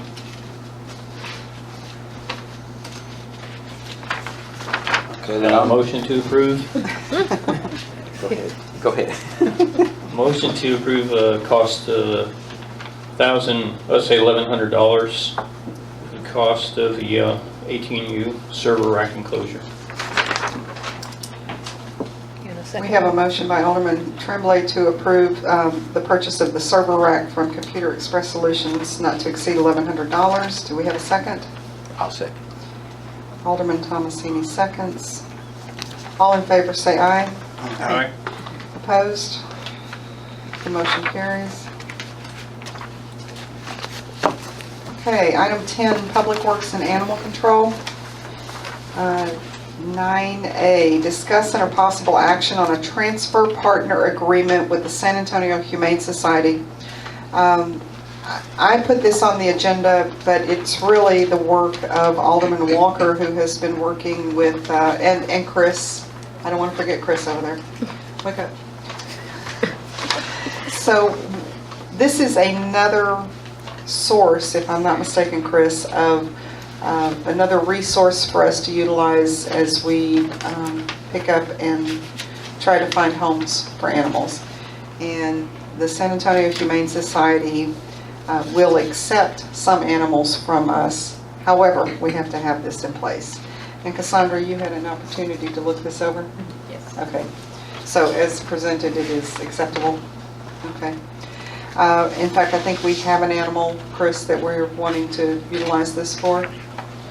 Okay, and this is, if I'm not mistaken, this is just another in our quiver for dealing with animal control issues. For rescues. Okay. Anything you'd like to add on that? Not on that one. Not on that one, okay. So, just because it was an application and required a sign off at the city level, I put it on the agenda for the council to be aware of. If you approve it, we will sign it and move forward. Need a motion? I do. I move that we approve the transfer partner agreement with the San Antonio Humane Society. A second. Okay, we have a motion by Alderman Rapino and a second by Alderman Walker to approve signing the transfer partner agreement with the San Antonio Humane Society. All in favor say aye. Aye. Opposed? The motion carries. Okay, item 10B, discuss and or possible action on recommendation from Animal Control Advisory Committee for needed supplies for pet events. This one truly is Alderman Walker, so I will let you take over. I gave all the councilmen and the mayor a copy of some needed supplies for pet events for September. We have 4 different events scheduled, and there is a request for water. The best item we've come up with is some moving blankets to protect animals' feet. If any of you went to the clinic up at Dollar General a couple of weeks ago, there were animals that wound up with burned feet because they're standing in line for too long. You actually suggested that they have their clinics, hold all your events here in the park rather than up there on the asphalt. We are having 3 events here in the park. That particular person, their next, Penny Paws, their next one is at the shops. They are not inclined to move down to the park for the reason that the visibility is up there. The what's up there? The visibility. Oh, visibility. Yeah, I understand, it's tough. I took my dog up there and it's rough people are trying to find shade to put their animals in. So that asphalt what we're so high. doing is I will be lending the group my canopy. So it's an additional shade. We're gonna buy one, did we decide on 1 or 2 canopies? It depends on how Possibly much 2. money was left from the Right. amount that has already been, council has already. The council, or the committee will be purchasing a canopy. Anyone else that has a canopy, if we could just create a shaded area. But the other side of that was that for a comfortable place, we actually were considering indoor-outdoor carpet, but it's very costly. So And then you gotta clean it. and then you gotta clean it. So just try, and I was a little concerned about the moving blankets because they will pick up all kinds These of are stuff. washable. Sticker, I know, but they'll pick up stickers Yes. too. So I don't know how, I You'll think have you to go- can buy those moving blankets at U-Haul for $8 a piece. Yeah, this is a package of 12 of them for Perfect. $61. So they could be disposable. They could be. I've If they seen get them too at bad. Harbor Freight for like They're- $3.99. They're heavy enough that they can be washed, and they did say that you can use a broom on them, you can wash them. They're reusable, totally reusable. They're pretty easy to clean. Right. And one of the uses for those was, it did include pets as, Oh, really? as an area for pets to lay on. We also need a 32-gallon trash can and a lid. Of course, that could be used for the park or other events or other pet events, etc. Plus the trash bags and a sharps container. If we're going to be doing the microchip clinics that we're offering, we already have all the microchip equipment. We need a sharps container for the needles. To dispose of them, yeah. When So, we get this, who takes it? We take it to like a medical facility to throw them away, or? yeah, Oh. I can get that arranged Oh, okay. at no cost. Waste. Hazardous waste. So the Animal Control Committee is asking for an amount not to exceed $145. The items that we listed, that's closer to the mid-range, closer to the higher end. We probably will be able to get some of these cheaper than that.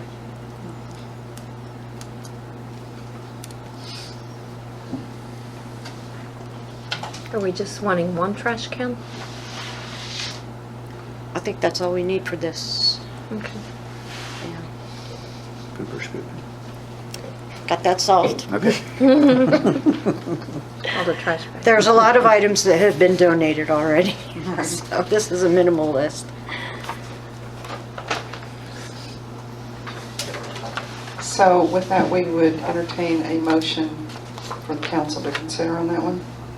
I'll move that we purchase the supplies for the pet events for September of not to exceed $150.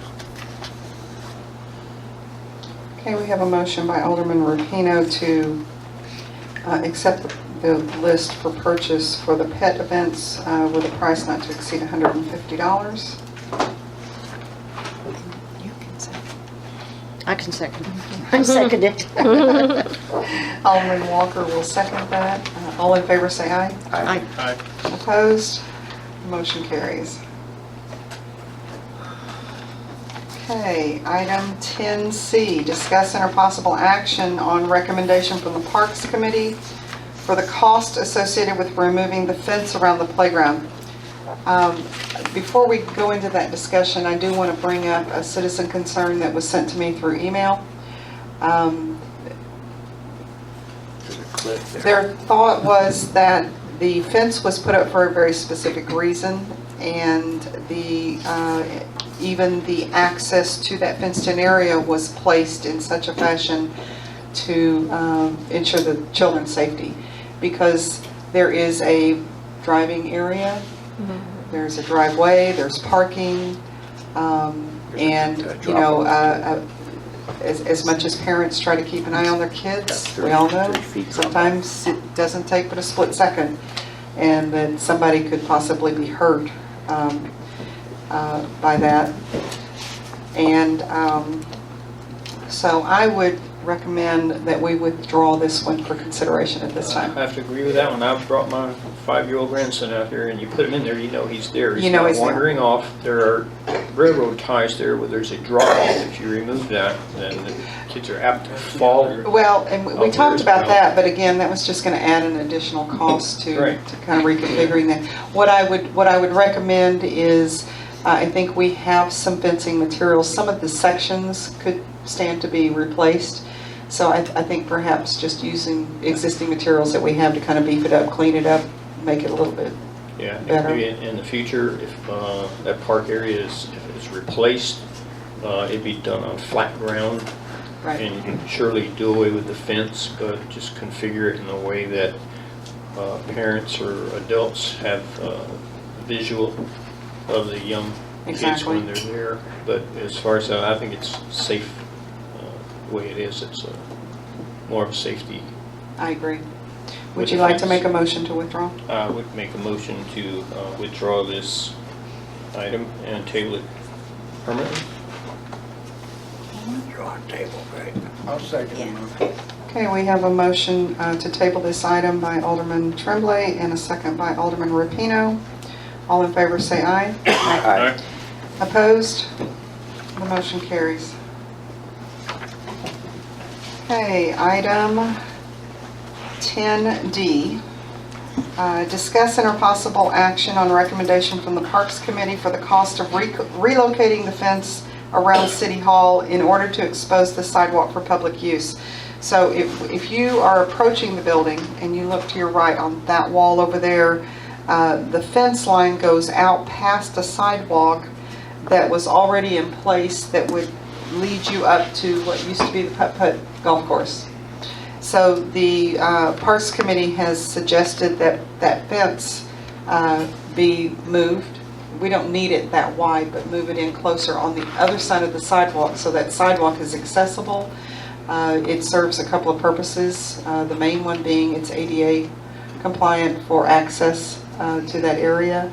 But again, it's just generally accessible to the public. And so the Parks Committee is also working on getting some cleanup efforts done around that into a mini walking trail, if you will, that would be probably geared more towards those who are differently abled. But right now, it's just a matter, really all we're looking at is concrete. And Chris, what did you come up with for concrete on moving that fence? We already have that. So we already have the supplies?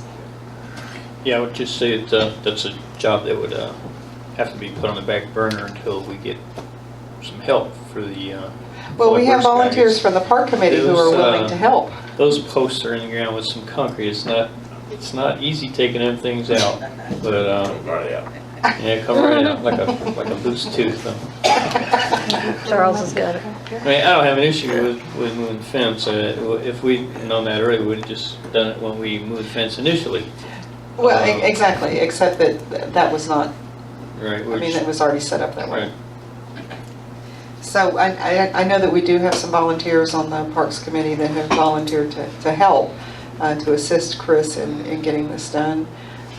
So we would just need the waivers for them so that, you know, nobody drops a piece of concrete on our foot. So you need a motion to approve this, moving the, I think that would be advisable. okay, I'll move that we approve moving the fence to allow for access to the walking trail for those that are disabled or otherwise infirm. We have a motion by Alderman Rapino to approve the Could I add, in case there are costs to, not to exceed $200? You may do that. So Alderman Rapino has made a motion to approve the recommendation from the Parks Committee to relocate the fence on the, what side is, whatever. that Right is. side. The right side of the building, with a cost not to exceed $200. Do we have a second? I'll second. Alderman Thomasini seconds. All in favor say aye. Aye. Opposed? Okay, the motion carries. Okay, I think we're approaching, okay, item 10E, discuss and or possible action on recommendation from the Parks Committee for the purchase of lumber for distance markers along the walking trail. I can provide some information on that if you would Yes, like. please. Okay. Mr. John Quickmeyer has Can you- already marked the Can you trail. grab your microphone? Oh, yeah, okay, I'm sorry. I know I talk low. Mr. John Quickmeyer has already marked the trail for distance. And what we want to do is we want to add some posts that'll be more permanent. And what we will need is 3 4x6 by 12 treated posts. And right now they're quoted at $19.98 each, but I would like to have a not to exceed $80 should we run into some other costs that we haven't anticipated. Chris, do we have enough concrete for the fence and setting the post? Okay. Give me an idea how much we would need and what it would cost. Probably maybe 10 bags. John, were you going to, I thought we were not going to cement them in or concrete? We weren't going to use concrete. Oh, we're not going to, we're just going to sink them, 2 okay. feet Yeah, down. I'd suggest not using lumber. I mean, I put treated fence posts, use them for fence posts, and eventually the ants are going to eat them. I don't care what you do, you treat them, whatever. We have fence posts in the yard. Why not put them on metal poles and get the science man to fix them to metal poles? And then they're permanent. We could also, Chris and I will walk in the mini putt-putt area here, and all those holes that are here with the little tables on them where you'd write your score or whatever, they're actually long enough where they could be cut on the bottom, and you could use those and make your signs and put them right on the top Well, of those. I think we had talked previously about those little scorekeeper things, using those as informational for future planting of natural, you know, for identifying specific plants Yeah. or animals or something that you might encounter. But I'd get away from putting wood posts in the ground expecting they're going to last. Well, if they're treated, they will last. Not necessarily. I've had things for 25 years treated lumber and it's still there. I don't know, when you have ants maybe that are Hungry? hungry. Well, I mean, mine have been there for 20 years. I mean, we're already, you can go push someone and it's going to fall over. Got fence posts, but they're still good. Whatever you So think. did you have another option besides lumber? No, we talked about other options, but we decided on going with the lumber since it was more economical and Well, I and know- we don't know in the future what's going to evolve out of that trail. So, Right. you know, if we want to sink more money into it, we may be changing it. Well, I do know that Mr. Crickmer was also looking at stone as an option. Yeah, we did look at that. And if I'm not mistaken, John, can I ask you, do you recall what the price was for the rock that you? It wasn't very expensive. It was not very expensive. I want to say it was $60 total for the 5 pieces that you were talking about. The challenge with the rock is, you know, they were heavy. They were about 40 pounds a piece. They were 60 a piece. So they could be moved. I mean, somebody could pick them up and run off with them. but that's just another option.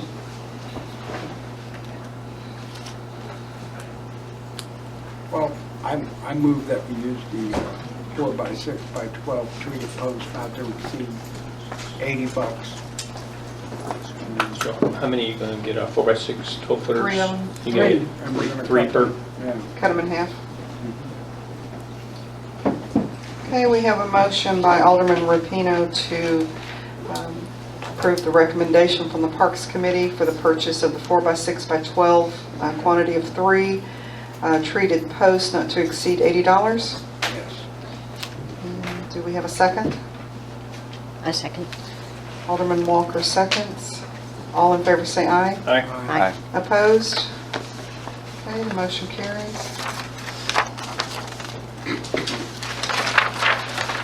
Item 10F, discuss and or possible action on cost to mow the underbrush for visibility in the walking trail. So last Saturday, the Parks Committee, some representatives from the Parks Committee met down here at the park, and we did a little walking tour. Well, there was some driving involved, but mostly walking. Don't look at me when you say that. No, I wasn't looking at you. You're just the chairman of the Parks Committee. And Supervisor. so what happened was Mr. Prickmer did provide some survey tape, and we walked around and identified some trees that should be taken down. And then also just trying to get an idea of the visibility. And really, it's a very defined area that we need to look at for clearing the brush. It's not the entire trail, but there are some areas where it's fairly dense. So DNC Services has given us a quote to come out and mow the park around the walking path. He also would, at the intersection, or at the cul-de-sac where Starbuck ends, also clear a path there. And the idea is that anywhere a cul-de-sac intersects at the park, that those would be cleared so that potentially we can have foot traffic that can come in instead of everybody having to come around to come into the park down here. Now, right now there's a fence up, so we would leave that up, but he would go ahead and start in that particular area. The reason is that there is a lot of poison oak and poison ivy over there. So it's not something that I'm comfortable sending Chris out with a weed eater to take care of when he can come in with his brush hog and take care of it. So he would mow down all of the tall growth from the ground and also clear that path, and then make sure up there by Prelude Pass that is also kept low as well. And his proposal to do that is $800. And he said it would probably take him maybe 2 hours, 3 hours tops to do it. He would come in with the big stuff. I mean, it's just along the trail on both sides of the trail? No. It's not just that. It's so what we're looking at is you have the walking trail, and on the outside of the walking trail, we're not going to do that. We're going to leave that natural. But once you're in on the other side, and the end objective is to have visibility for anybody who is on that path. Anybody that's here in this building can see them. Anybody who's out in the park can see there. Right now, the underbrush is so overgrown that it's potentially dangerous to have somebody, and some people have expressed a concern about just general safety. You know, they feel like it could potentially be unsafe to walk around that part of the walking trail. The only reason I ask this because it's what he has written on here is just for mowing for the park around the walk path. That's Yes. why I was asking. 'Cause- Chris, what was Chad's? He wrote on here mowing for the park around the walking path. I don't think he was too detailed, but what he spoke to us about was doing the park right here, clearing out the cul-de-sac on that side, and also doing over here. Yeah, I can give him a call and see if he doing that side, because I'm sure we talked about it. I just don't know if you put it on the, Well, his description is not, yeah.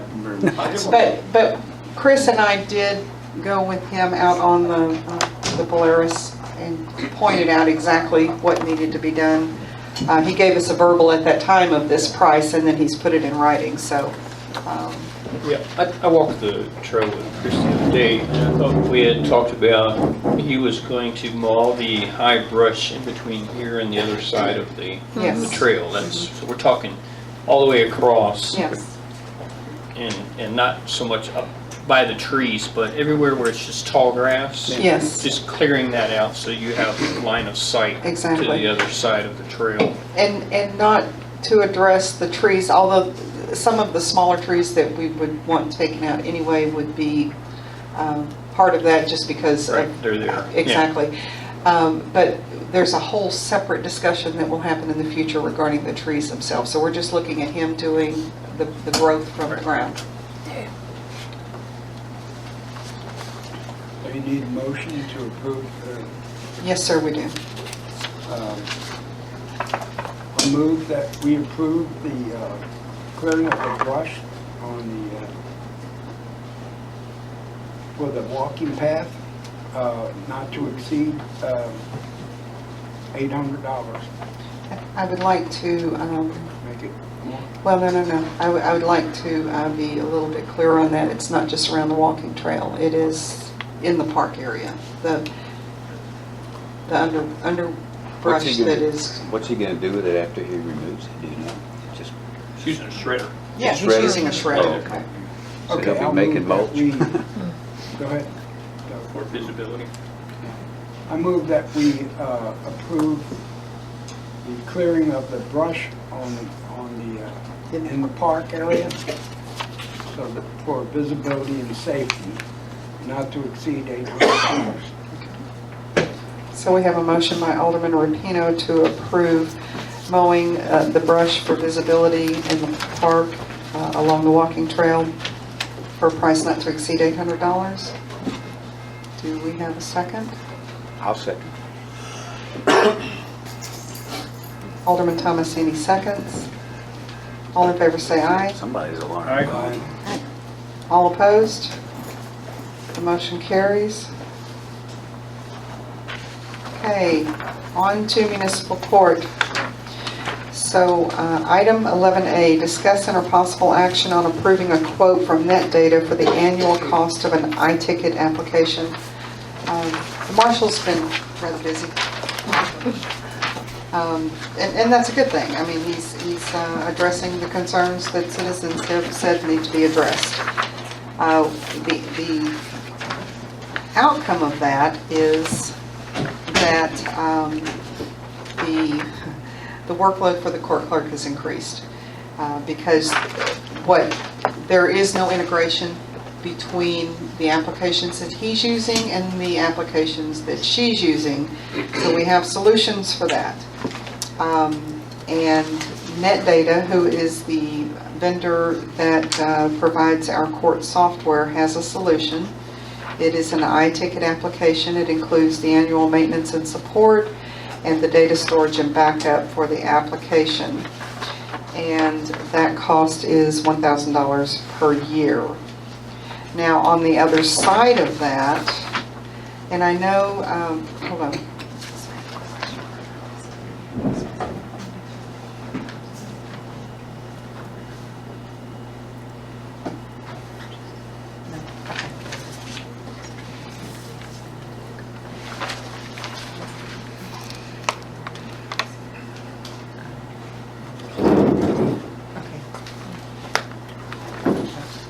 So there's another component to this that we'll have to talk about at a future time. It's kind of a push-pull. So he pushes out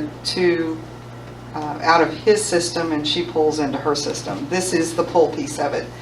And it will, one of the nice things about using that is you cut down on human error because she's not rekeying information and potentially making errors, but it also improves the overall process for the court system.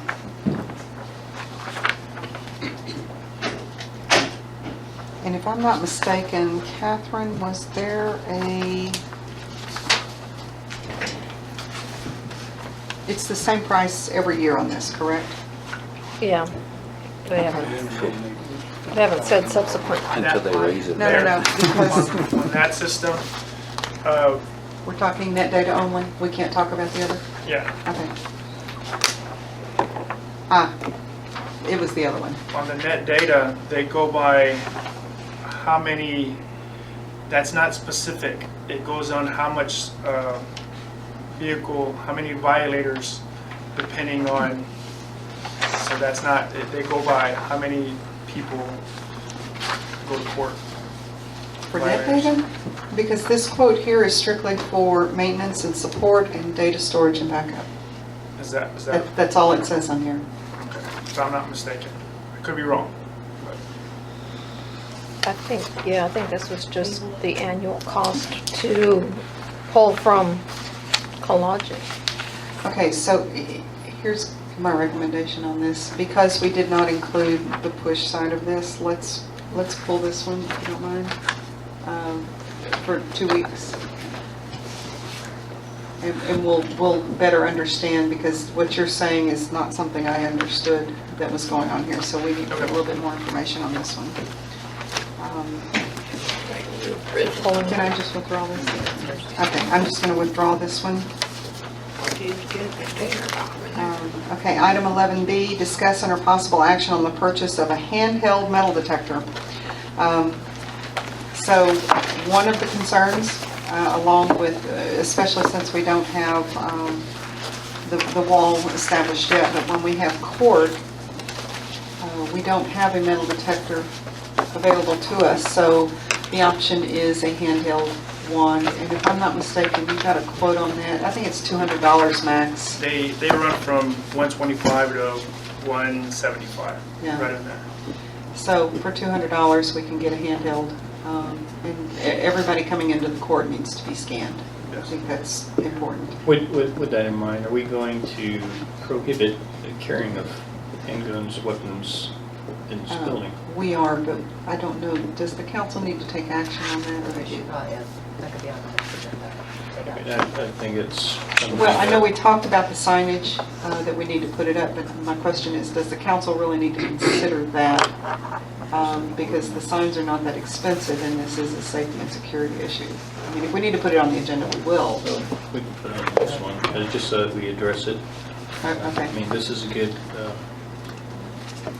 way to go about, making sure it's being Okay. adhered to. Okay. So you think $200, would that include shipping? Yes, ma'am. Okay. So we could probably go with a not to exceed 200 on this one. I'll make a motion to approve the purchase of a handheld metal detector for not more than $200. Okay, we have a motion by Alderman Rufino to purchase a handheld metal detector not to exceed $200. Do we have a second? Second. Alderman Tremblay seconds. All in favor say aye. Aye. That motion carries. And we will be adjourning at 8:32 p.m. Thank you, everyone. And don't forget, our esteemed representative is in the back of the room and would love to chat with everyone.